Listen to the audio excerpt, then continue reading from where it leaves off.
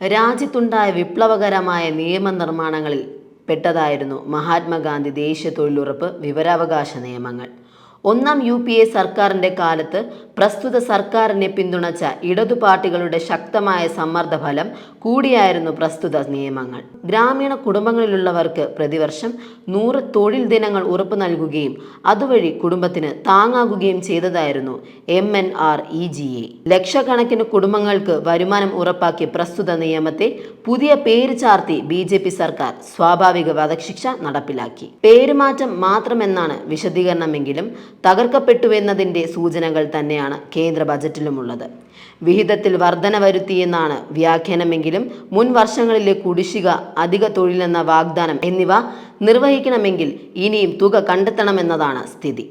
ഇതിനു പിന്നാലെയാണ് വിവരാവകാശ നിയമത്തിനും കേന്ദ്ര സർക്കാർ വധശിക്ഷ വിധിച്ചിരിക്കുന്നത്. ഔദ്യോഗിക രഹസ്യം സൂക്ഷിക്കൽ എന്നിങ്ങനെയുള്ള നിയമങ്ങൾ വഴി സംരക്ഷണം നൽകി സർക്കാർ സേവനങ്ങൾ പൗരന്മാരിൽ നിന്ന് അകറ്റി നിർത്തിയ ഒരു കാലമുണ്ടായിരുന്നു. ജനങ്ങൾക്ക് ലഭ്യമാകേണ്ട അവകാശങ്ങൾ പോലും പ്രസ്തുത നിയമങ്ങളുടെ മറവിൽ നിഷേധിക്കപ്പെട്ടിരുന്നു. പൊതിഞ്ഞുകെട്ടപ്പെട്ട സർക്കാർ സംവിധാനങ്ങളിൽ അഴിമതി കൊടികുത്തി വാഴുന്നതിനും ഇടയാക്കി. അർഹതപ്പെട്ട ആനുകൂല്യങ്ങൾ എന്ന അവസ്ഥ ഇല്ലാതായി. യഥാസമയം ലഭ്യമാകാതെ കാലതാമസം നേരിടേണ്ടി വന്ന സാഹചര്യവുമുണ്ടായി.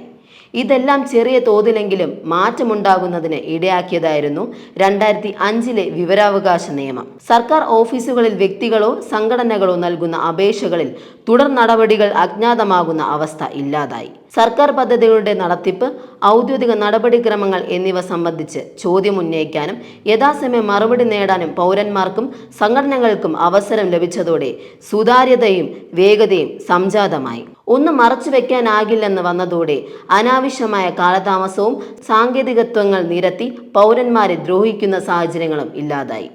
ഇതെല്ലാം വിവരാവകാശ നിയമത്തിൻ്റെ അനന്തര ഫലങ്ങളിൽ പ്രധാനപ്പെട്ടവയായിരുന്നു. 2014 അധികാരമേറ്റത് മുതൽ തന്നെ വിവരാവകാശ നിയമം ഉൾപ്പെടെ പൗരന്മാരുടെ അറിയാനും അഭിപ്രായ പ്രകടനം നടത്തുന്നതിനുമുള്ള അവകാശങ്ങൾ ദുർബലപ്പെടുത്തുന്നതിനുള്ള നീക്കങ്ങൾ നരേന്ദ്രമോദി സർക്കാർ ആരംഭിച്ചിരുന്നതാണ്. മതിയായ സൗകര്യങ്ങൾ നൽകാതെയും ദേശീയ കമ്മീഷണർമാരുടെ ഒഴിവുകൾ നികത്താതെയും പ്രവർത്തനങ്ങൾ മന്ദീഭവിക്കുന്ന സാഹചര്യങ്ങളുണ്ടായി. മാസങ്ങൾ മാത്രമല്ല, വർഷങ്ങൾ തന്നെ ചീഫ് കമ്മീഷണർ ഉൾപ്പെടെ തസ്തികകൾ ഒഴിഞ്ഞുകിടന്നു.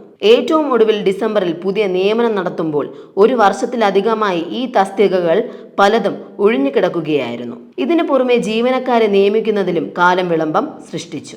ഇതിന്റെ എല്ലാം ഫലമായി 2025 വരെയുള്ള കണക്കുകൾ പ്രകാരം 26,000-ലധികം അപ്പീൽ അപേക്ഷകൾ തീർപ്പാക്കാതെ കിടക്കുകയാണ്. നിയമന രീതികളിലും സേവന വേതന വ്യവസ്ഥകളിലും സർക്കാർ മേൽക്കൈ സൃഷ്ടിച്ചുകൊണ്ട് വിവരാവകാശ കമ്മീഷനെ വിധേയന്മാരാക്കുന്നതിനുള്ള തീരുമാനവുമുണ്ടായി. ഇതിനെല്ലാം പിറകെയാണ് വിവരാവകാശ നിയമത്തിൽ കാതലായ മാറ്റം വരുത്തണമെന്ന നിർദ്ദേശം സാമ്പത്തിക അവലോകന റിപ്പോർട്ടിലൂടെ മുന്നോട്ട് വച്ചിരിക്കുന്നത്. വ്യാപാര സൗഹൃദ അന്തരീക്ഷത്തിന് വിഘാതമാകുന്ന വ്യവസ്ഥകൾ അടങ്ങിയിരിക്കുന്നതിനാൽ വികസനത്തെയും വളർച്ചയെയും ദോഷകരമായി ബാധിക്കുന്നുവെന്നാണ് റിപ്പോർട്ട് ചൂണ്ടിക്കാട്ടുന്നത്. സുപ്രധാന വകുപ്പുകളും നടപടിക്രമങ്ങളും ഇപ്പോൾ തന്നെ വിവരാവകാശ പട്ടികയുടെ പുറത്താണ്. എന്നിരിക്കെയാണ് രഹസ്യ സ്വഭാവമുള്ള റിപ്പോർട്ടുകൾ, നയരൂപീകരണ നടപടിക്രമങ്ങൾ തുടങ്ങിയവ പുറത്തു പോകുന്നത് ഭരണ നടപടികളെ തടസ്സപ്പെടുത്തുമെന്ന കാരണം നിരത്തി നിയമത്തിൽ കാതലായ മാറ്റം വേണമെന്ന നിർദ്ദേശം അവതരിപ്പിച്ചിരിക്കുന്നത്. ഉദ്യോഗസ്ഥ സ്ഥലമാറ്റം, സർവീസ് രേഖകൾ എന്നിവയും ഒഴിവാക്കണമെന്നാവശ്യപ്പെടുന്നു.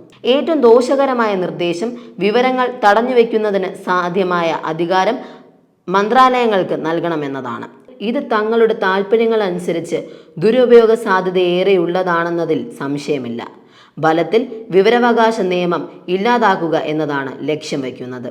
സാമ്പത്തിക അവലോകന റിപ്പോർട്ടിലെ നിർദ്ദേശമായിട്ടാണ് അവതരിപ്പിച്ചിരിക്കുന്നതെങ്കിലും വിവരാവകാശ നിയമം ഇല്ലാതാക്കുന്നതിന് നരേന്ദ്രമോദി സർക്കാർ തീരുമാനിച്ചിരിക്കുന്നു എന്നതാണ് ഇത് വ്യക്തമാക്കുന്നത്.